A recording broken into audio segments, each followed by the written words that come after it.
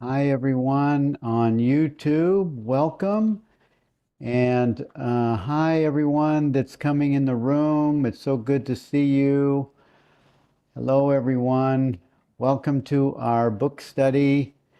We're on the second part of chapter 10 in the Perfume of Silence, page 152 to 158 today. And welcome, YouTube, also. We're recording over there. Jenny, I made you the co-host so you can let people in. It's so good to see all of you again today. And I'm very happy that we stretched this book study out for a long period of time, and we're just taking it in small bites, because some of it is so potent that it really deserves small bites. Wouldn't you say, Jenny? Oh, absolutely. There's so much in every chapter, and they're really quite big chapters. Yes, even dividing it in two, we never quite get through everything, but it's beautiful, isn't it? Yes, yes. And I like what Francis says in one of the little dialogues in this section, in these sections. He really speaks about the the the power, or the what happens when one gives their attention on the truth. It actually has an experience. Yes, yes, It lends itself as an experience. And I think that's what the pull is. That's why when I began doing these book studies, I don't know, maybe 3 years ago, I didn't know how long I was going to do them, but they became a love for doing them. And I can see why. It's speaking about the truth. So it's almost like bathing, taking a little truth bath. yes, yes. Well, let's go ahead and get started on page 152. I don't know where we are in Kendall. I think that's 135 in Kindle. Yeah, Okay.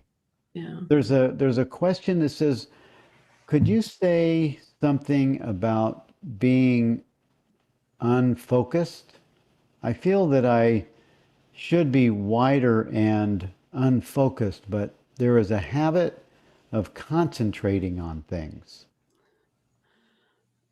And I really love Francis's answer here. He's such a simple guy, and that's what he says. He says, don't see this ability to concentrate as a drawback. We do that. We look at those kinds of things, and then we judge the experience. And I think Francis is very helpful in helping us to see that subtle nature of judgment. And he says, simply concentrate on being unfocused. This will happen naturally when you understand that the mind will never know what you are, that you will never know in the same way that you know a chair, for instance. However, you will be it. And I just thought that was really helpful. And he says also, when you understand that the mind will never know what you are. Yes, and really the question itself, it highlights this common misunderstanding that people who are naturally very focused will find this path difficult, but it's exactly the opposite. And that's what he explains, because he himself is very focused, and he says it's the same quality of the mind that enables us to focus on an object that also enables us to be totally unfocused.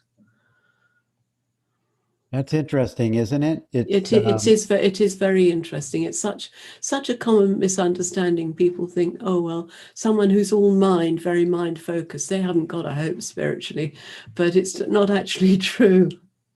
Yes, yes. Yeah, there are intellectual minds that stay so involved in what's being attended to, that the mind does slip in, and it has a party in there. Well, I don't know.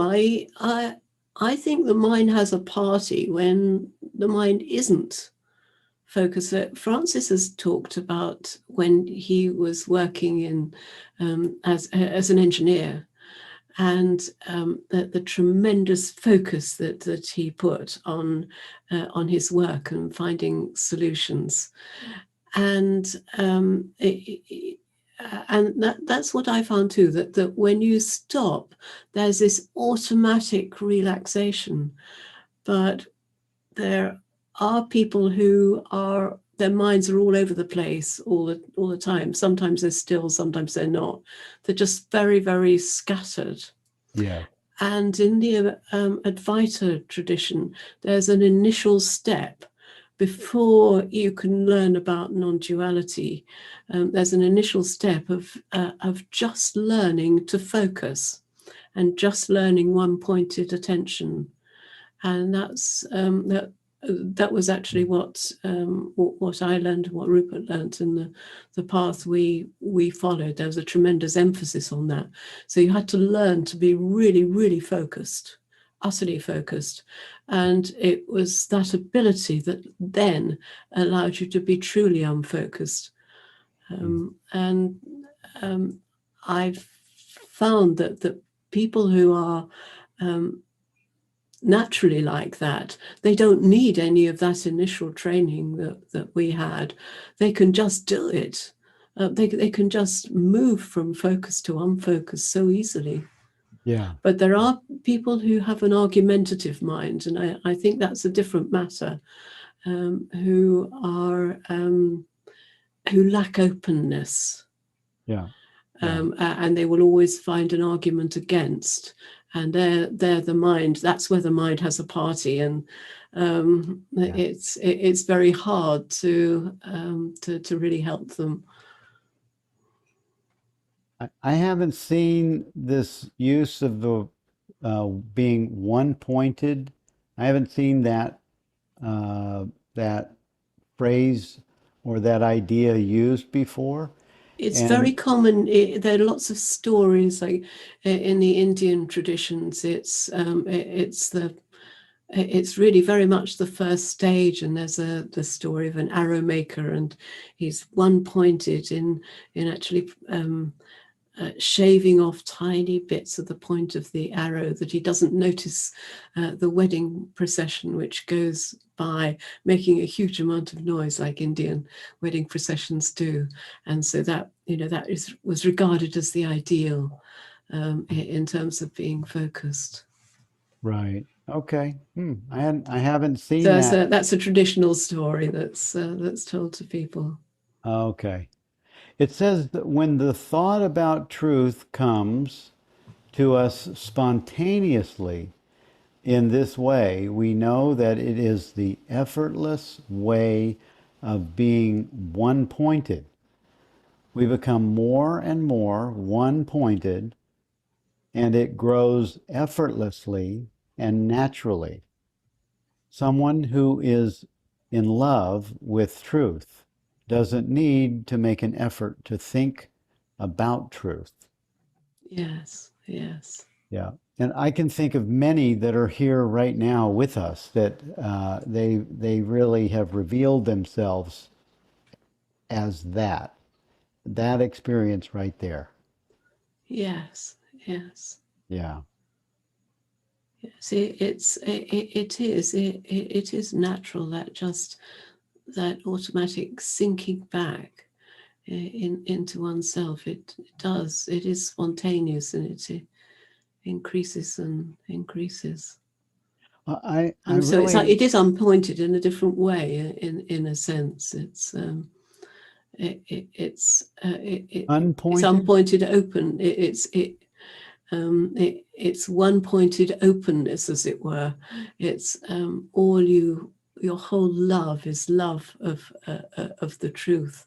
So it's openness rather than attention directed towards a single object. Okay. Yeah. Yeah. Yeah. That sounds. I mean, that actually happens by itself. Yes. Yes. It's not something that and that's why it's effortless.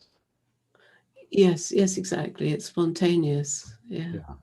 So for you all that came in after we started, and then also for everyone here, Jenny and I were talking. She was saying that in the very last couple pages, maybe the last page and a half, is actually a meditation. So Jenny later on is going to lead us into kind of a meditation that this is an actual meditation that's why there's no question with it on the last couple of pages. So we'll do that in a few minutes. So stick around for that.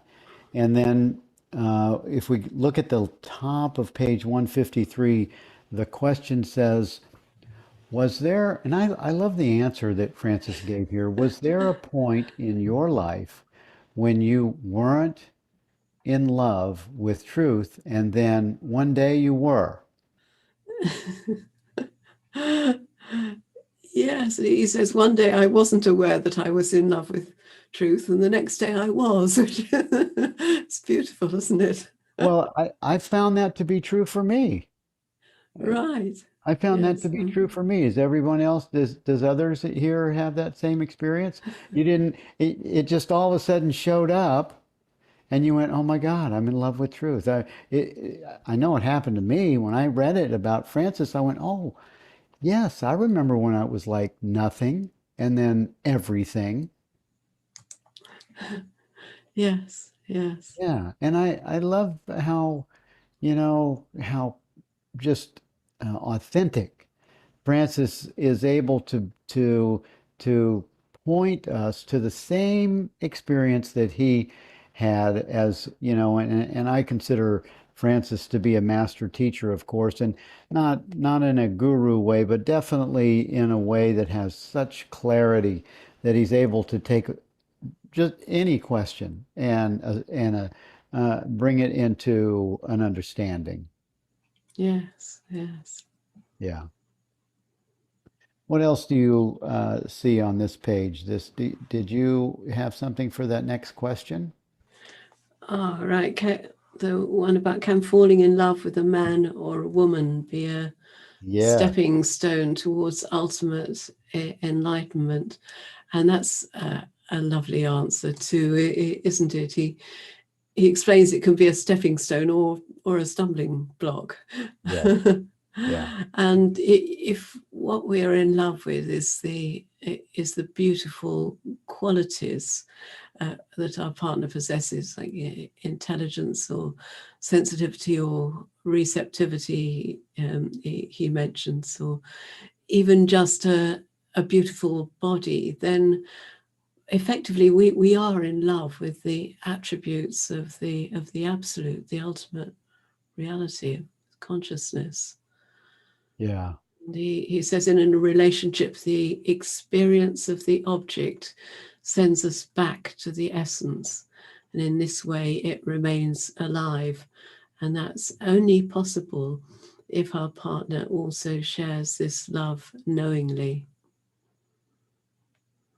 yeah. It's interesting, relationships can be difficult.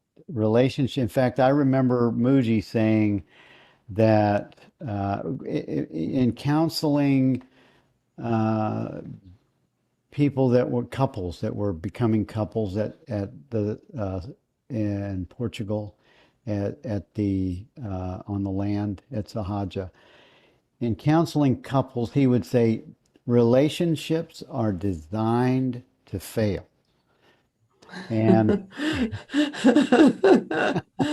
he would Hmm. let his couples know that they're designed to fail because what they do is that all of, I mean, at first, it's, it's like, I love Rupert's explanation of love being that there's no story, there's no history, there's only love. Everything else is absent, and only love is present. And that's when falling in love, you're really falling in love with the truth until you start adding all of these things that you didn't like along the way that get piled on top of what was pure.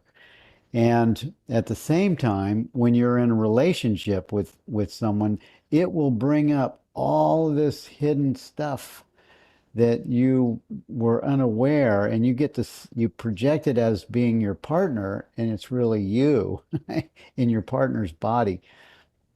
Yes, yes. Yeah, And yeah. we have this expression, a marriage of convenience, which means a marriage for reasons other than love. And historically, it always used to refer to creating political or economic alliances between nations or powerful families or tribes.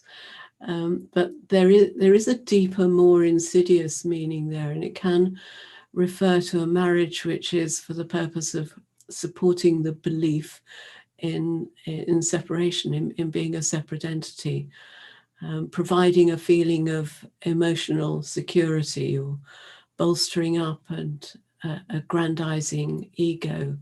And sadly, many partnerships are forged in that way.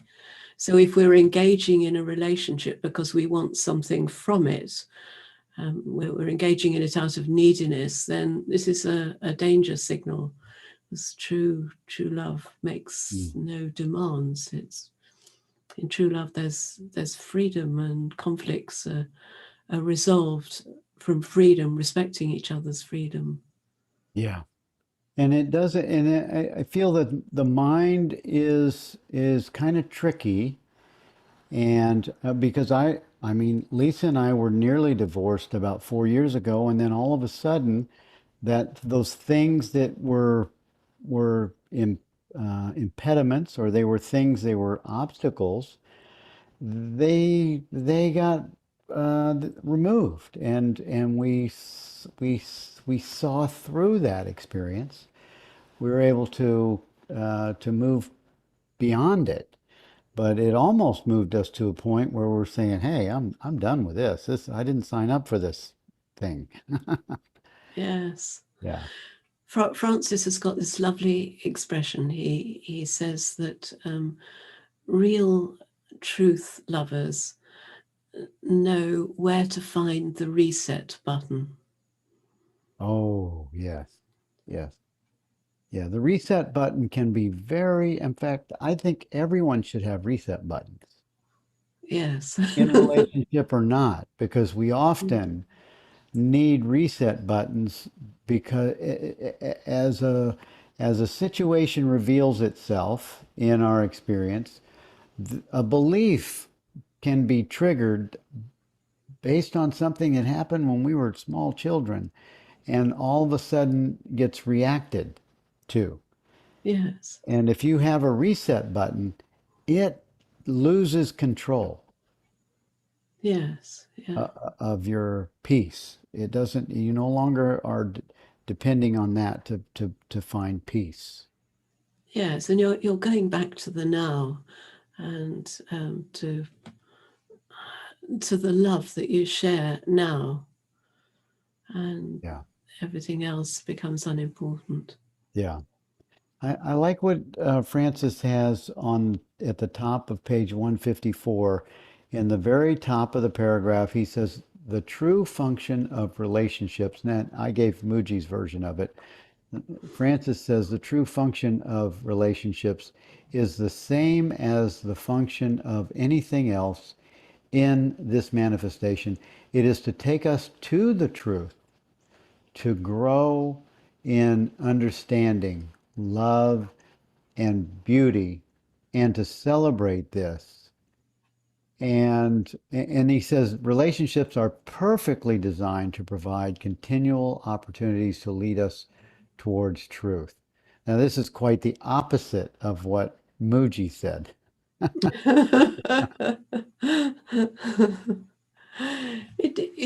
You have to use, you have to see them as an opportunity. So Yes, if you, but if you're seeing them as providing something you need, yes, if yes, you're making demands, then that opportunity won't be there. You won't find the reset button, yeah. and there could be continual strife. I think what Muji was mostly pointing to is that in the average, the average couple, it has, it's this, what do you call it? In the early love, the honeymoon, you know how the The honeymoon, honeymoon period, yes. yeah, the honeymoon period, and then it's over, and then you really have to have, you really come to know each other. You really have to be dependent on knowing yourself. You have to really have your own self-inquiry, and it has to be about you, not about them. That honeymoon is over happens for all of us as we go, oh, I don't like that about this person. I didn't see that, or I didn't know that about them. And you start holding all these grievances or judgments, and they cloud the picture of what you fell in love with, or who and what you fell in love with. Yes, Yeah. yes. But I think Muji kind of tries to discourage relationships in the ashram, in the sangha, because it just really it can be a distraction of your of your love for truth, because now you're really trying to make this other one over here happy. Yes, yes. Whereas really what you should be doing is both celebrating your happiness, celebrating your love of truth, and just enjoying it together. Yeah, yeah. But that comes a bit later. It's sort of early on in the relationship. I think there's always a bit of toing and froing, isn't there? Yes, yes, yes. And also, the sex things that gets Yeah. really it can be awesome, and then it can be really a problem.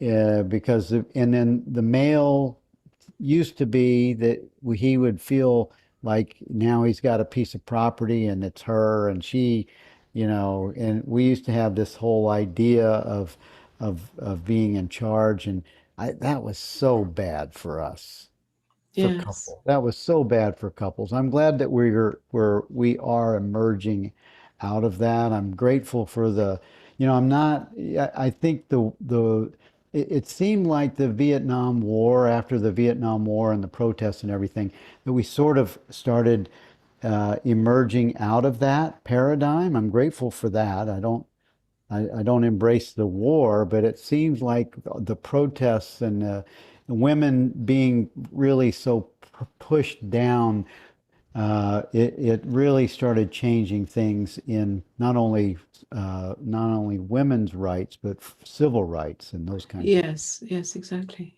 Yeah. Yeah. So let's look at the next question on midway. Oh, wait a minute. Rick had a question here. I saw a question come up.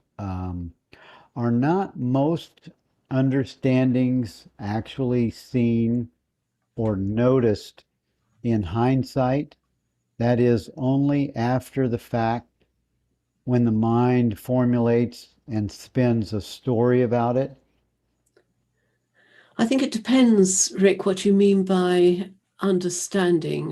The way Francis and Rupert describe understanding, they talk about it as an experience which occurs between thoughts. It's outside of the mind.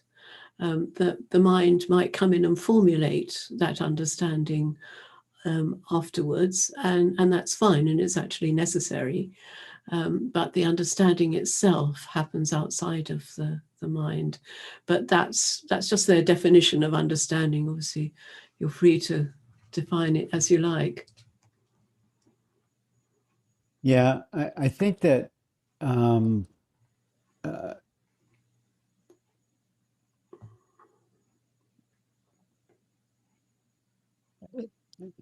it, for me, the mind, when you talk about hindsight, it's almost like the mind comes in, and I know we've all heard this. The mind comes in and said, "I did that."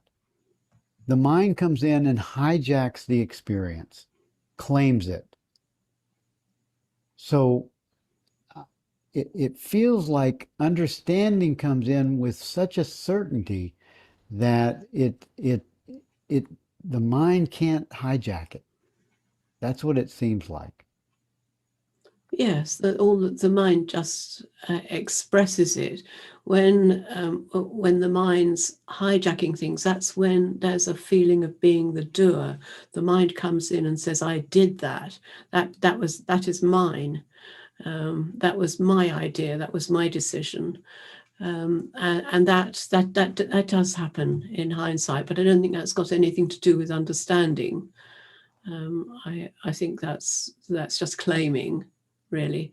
But Yes, yes, yes, yes. the understanding is something deep which happens outside of the mind, and all the mind will do afterwards normally will be formulated. It might not produce a very good formulation of it, or the formulation it has might improve over time when you go back and back and back to that same understanding, then you might improve your formulation. But the formulation is really just used to as a route that the mind can employ to take you back there. Yeah, yeah. The Catherine said the mind is the clown that takes the bow. Yeah, yeah. That's exactly what we were saying. And Rick said that makes much sense. Even the perfume really isn't recognized by mind, but by itself, understanding itself. Yeah, Yeah, yeah. And it has that clarity, that certainty. You just know this is this is true, or yeah, this is a fact. yeah. We're moving to the next question. It says it's on reincarnation and karma. I am confused about karma and reincarnation and wonder who there is to be reincarnated. Right. And you know, Francis has often said that questions always contain their own answer. And this is such an obvious example of that kind of question. It does contain its own answer. It's obvious. He says it's obvious that the body cannot reincarnate. It vanishes and it's gone forever. If there's another body, there'll be a brand new one. And likewise, the alleged mind dies every time a thought, a perception, or a sensation vanishes. Something that vanishes cannot reincarnate. So the wonder who there is to be reincarnated. Well, no one. Yes, yes. And and then he says you should ask those who believe in reincarnation what they think. Yeah. What they think. And then if you go to the next page and he says uh he says oh, uh was it the next page or was it the next page? There's another question about it when people remember events from a life long ago. Does that mean that their mind has tapped into universal mind? So I think this is probably that same questioner trying to make sense of what has been conceptualized as reincarnation. Oh yeah, And yeah, yeah, so yeah. he yeah, really goes back to the topic of reincarnation then. yeah. Yeah. And then he says to believe in reincarnation only reinforces bondage, reinforces the belief system that we are personal entities. It is a tragedy to see doctrines of liberation that reinforce this belief. Yes, and there is nothing spiritual about reincarnation. It is bondage. He Yeah, says yeah. that's pretty That strong, isn't it? well, and I really respect this and appreciate his clarity and his the firmness of his statement, because it is a trap for people that, they want to talk about past life regressions and this and what are they doing? Yeah. What's happening there is just the mind that is it's focused on the past. It's focused. It's distracting the attention from now, from being present. Yes, and what it can also be doing is providing some kind of solace for the fear of death instead of actually facing the fear of death, the fear of disappearance of the body and the mind.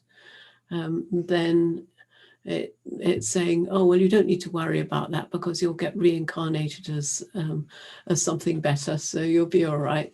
And that's not really facing it, because by facing that fear of death, then what you're doing is seeing the illusion of the separate self, seeing that no, I've got no evidence that I was ever born or that I'm going to die.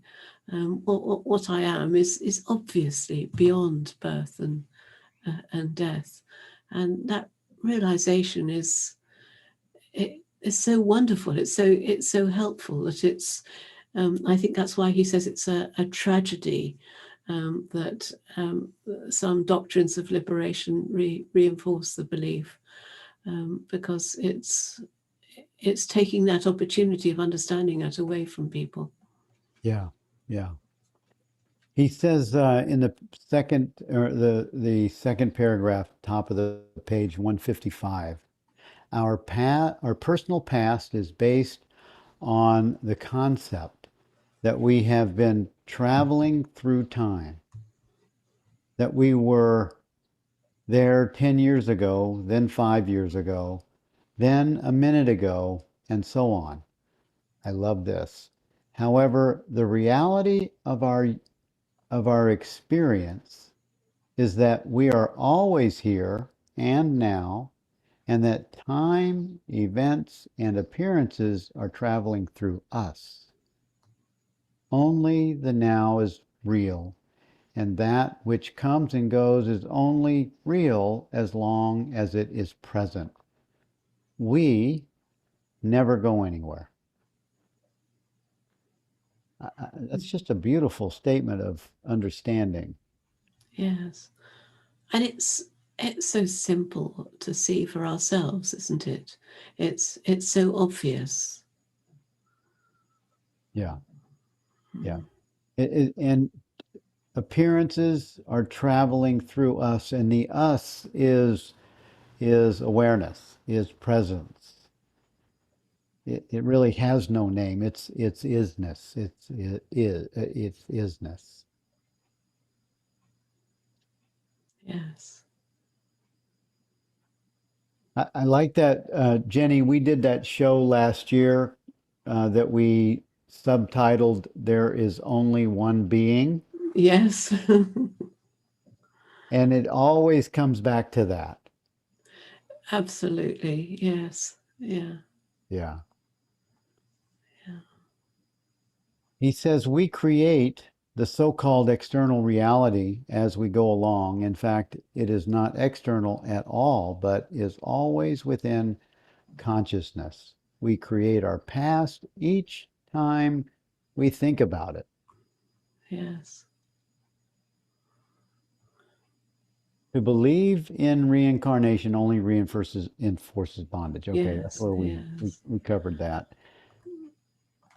And if And we go ahead, Jenny. he also says that the past is not cast in stone forever. We have many pasts.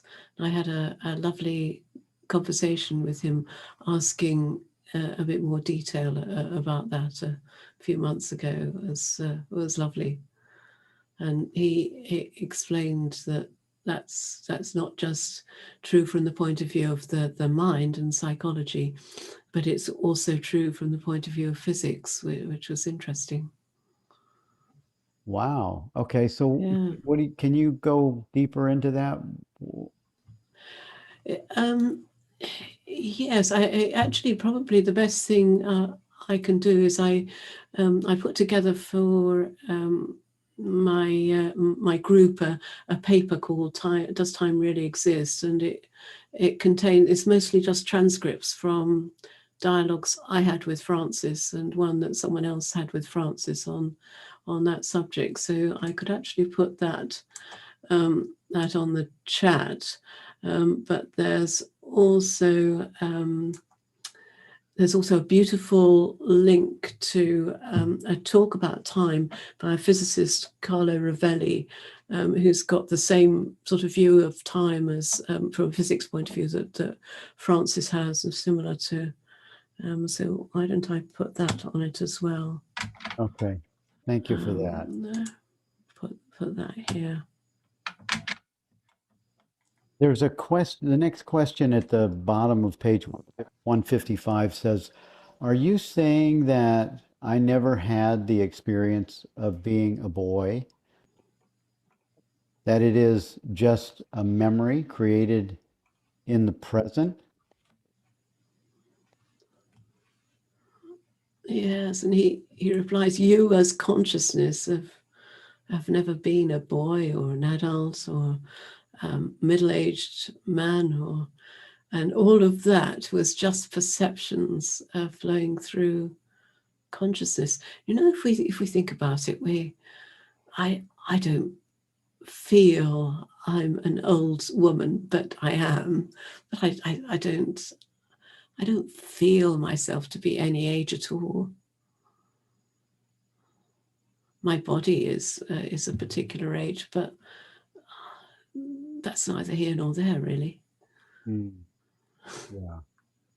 That takes understanding, and I think it takes the experience, at least for me, it takes the experience of contemplation that rests in that understanding.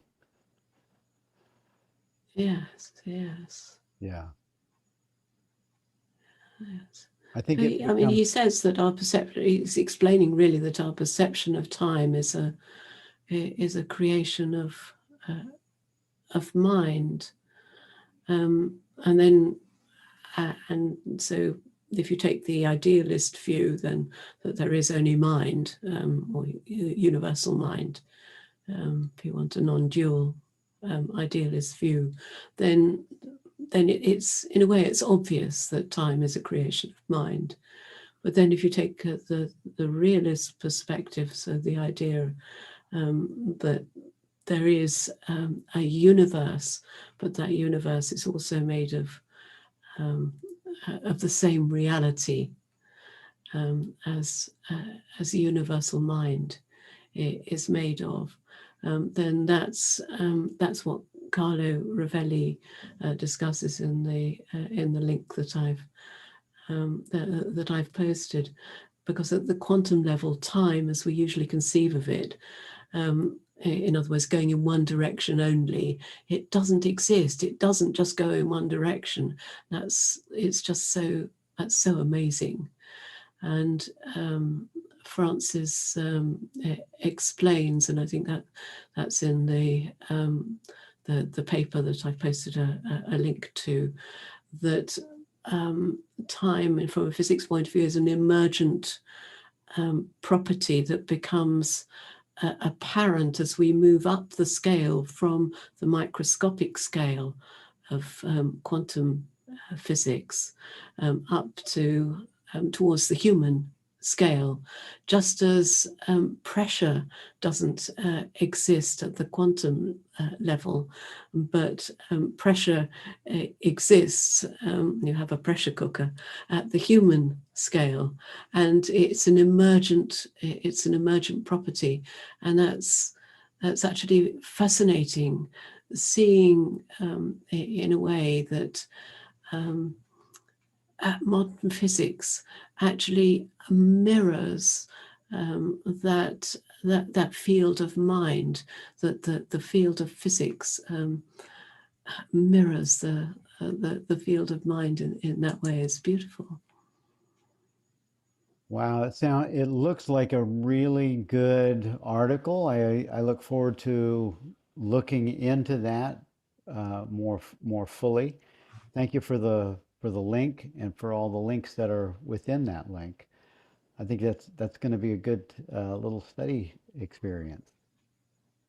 It's a difficult subject, but it's absolutely fascinating, and I really loved exploring that with Francis. It was wonderful. Yeah, it does look good. I'm going to save it and get into it myself a little bit later. And Catherine said, does the body have a predetermined time to expire, or can we change that? Oh, it certainly doesn't have a predetermined time to expire. No, no. That is there is one theory of physics, which I think is alluded to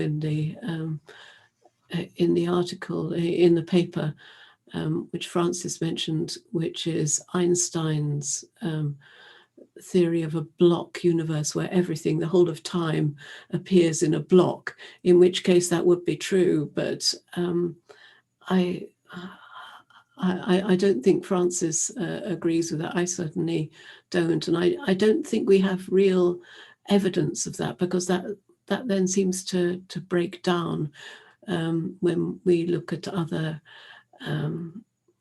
areas of physics.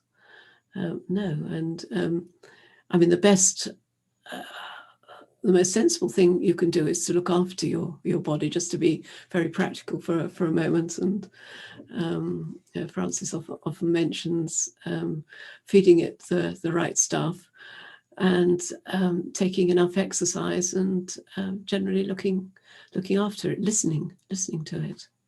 Yeah, I feel that the body sort of, in its illusory nature, it's following the the direction of the mind that is in the belief system of the mind. And when the belief system of the mind is no longer fixed on its location or its identity as being a body, I feel that's a game changer. Yes, I think it's much easier to be open to what the body is telling you, and to respond intelligently, because otherwise, stress can have a very bad effect on the body. If we're stressed out, we think, I've got this particular illness, and that causes a lot of stress. That makes the illness worse. Yeah.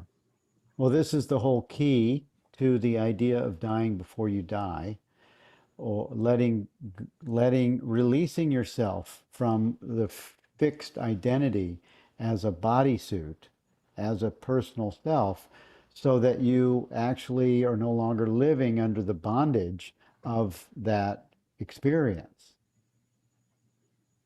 Yeah. Yes. Yeah. It says, okay, so we're into this meditation experience. This seems to be a meditation, Jenny, on listening. Would you say that? Yes. I think listening in John Klein's sense, because he's really he's talking about art, but it's listening in terms of being open to the beauty. But he starts in a way that's very familiar to all of us who attend his meditations. And then I think the reason Rupert put this meditation into this book was because he's an artist and he obviously loved it, and it is a beautiful meditation.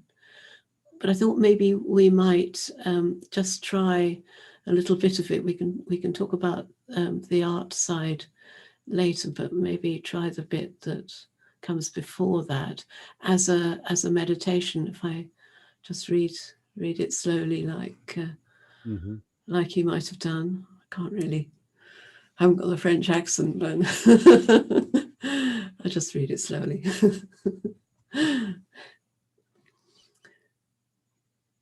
Turn whatever thought, feeling, or perception arises towards its source.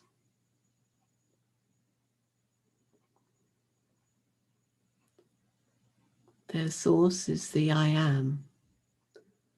It is consciousness, presence.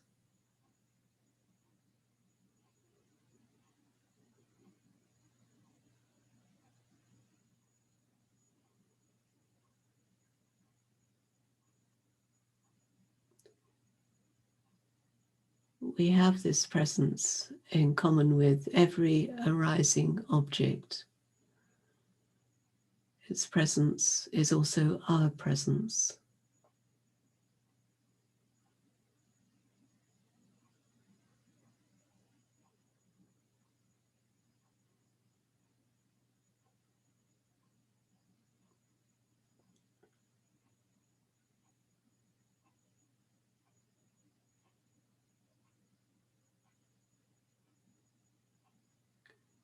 In true welcoming, in true meditation, the arising thought or feeling is not avoided, it's not repressed.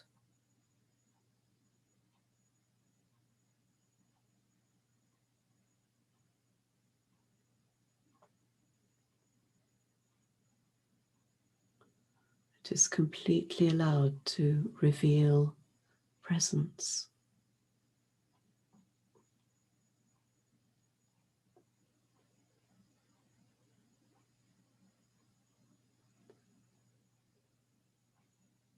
It is important to understand clearly that the object does not have to disappear for presence to be revealed.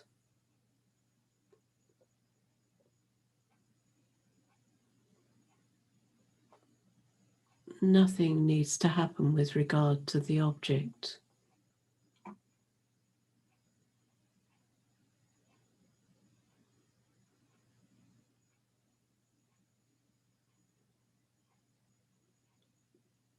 We don't look away from it.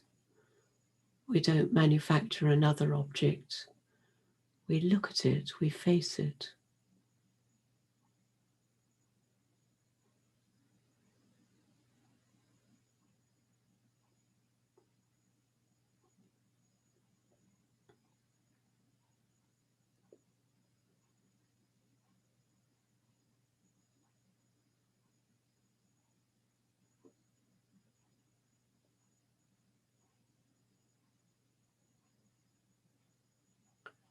We let the situation speak to us, being only interested in presence. We don't care about anything else.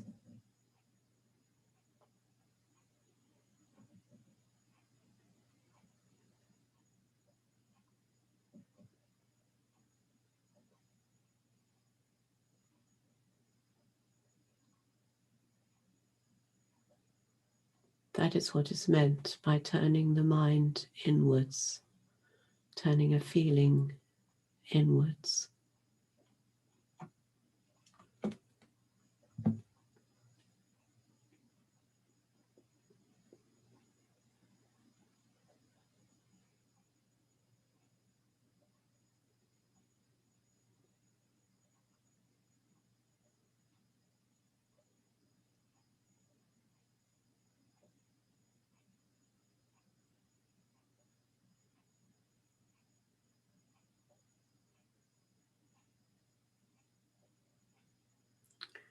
So then he goes on to apply that approach to contemplating a painting in a gallery, and he says in order to see the beauty of the painting, we have to look at the painting and be interested only in beauty. And this is such a lovely meditation that I would suggest anyone who's interested in art and loves art, you might like to read this aloud into your phone, and then replay it and listen to it with your eyes closed as a meditation the next day or so, because it is very beautiful. So that would be the whole of that last section. I think was all meditation. Yeah, yeah, and actually, you could take this as a metaphor, that whole line that he talked about. We should have a sofa in front of it when we look at this painting and make acquaintance with it in silence. And then dropping down, he talks about it is when we make acquaintance with someone, we should ideally make acquaintance in silence, being open. And I thought that was just a beautiful example and suggestion for really allowing the space to go deep in that connectedness. Yes. And it's such a lovely suggestion, to have a sofa sitting in front of. It's a shame that galleries don't do that. Anyone listening works in an art gallery, then maybe that's something to think about. It's and he also says, all the things that the art historians think are important: the subject, the artist, its value of the painting, the provenance of the painting. Actually, all of that, and that's all the stuff you learn if you learn art history, stands between us and the appreciation of the beauty. And then he applies the idea of the painting to the moment now, and every moment now is really like a painting. And if we can really contemplate it as it is, then it's always fresh and alive. And in the same way, the example happens when you're with a friend, when you're with a family member, when you're with a pet, when you're looking at I have this new love, as we were talking before the show started, or for birds. I have all these. I had no idea. I used to pick up those bird things only a couple of years ago. I would pick these bird things up at Home Depot, and I'm going, I wonder how do you feed birds in this? Where's the food go? And I'm just looking at them, turning them upside down. Now I have a whole yard of them, and I've got different types of seed for finch and for bluebirds and cardinals and sparrows and woodpeckers, and I'm watching birds make a family nest in a and I have this new love for that beauty, the beauty of that, and then listening to them singing. And many of you don't know this. Jenny's husband, Richard, told me about this. She's like an expert on bird calls for the UK. She knows, like, I think he said 60 or 70 something different It's probably a bit more than that, yes, because I do bird survey work, yeah, He's for like the an UK. expert on bird singing right here. But going back to that, and I did also, when he mentioned the sofa in front of the front of the painting. What a beautiful idea.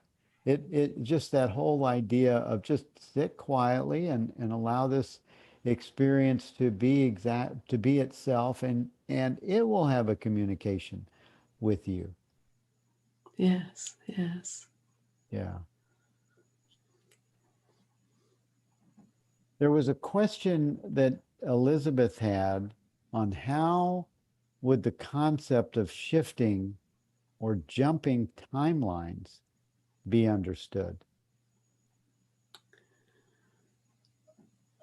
Well, really, time timelines are just created by the mind, so there's not going to be any real shift. The real shift is the shift into timelessness, and that shift occurs whenever you go beyond the mind, whenever you go um, uh, there are natural gaps between thoughts and perceptions which arise for everyone.